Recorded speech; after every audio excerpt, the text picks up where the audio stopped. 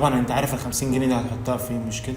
ايوه في الجمعيه اللي بخشها كل اول شهر. ده عبيط ولا ايه؟ يعني انت محتاج لك 33 سنه عشان تقدر تجيب لك حته شقه.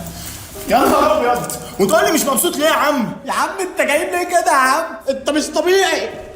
انا مالي؟ انا واقعي يا صاحبي. هو اللي بيتكلم في الواقع بقى كئيب عالم. والله يا عم هتفرج من عنده كده مره واحده وهنركبوا المرسيدس وهنبقى الدنيا معانا ايزي في اللذيذ خالص. فك بقى وسيبها عليه يا عم. احنا فعلا هنركب المرسيدس، بس التاني عارفها. هو انت صاحبي فاكرني ان انا مش شايل هم وان انا ما بحسبلهاش عشان على طول بضحك؟ ربنا ما يوريك ان ورا الضحك كده متشال ايه. انا بس بحسبها حسبه تانية. بحسبها ان انا طول ما انا واقف على رجلي وبصحتي واهلي كويسين الحمد لله، مش عايز اي حاجه تانية. صدقني يا عمر، في نعم كتير قوي في ايدينا ربنا عطاها لنا، بس احنا اللي مش واخدين بالنا منها.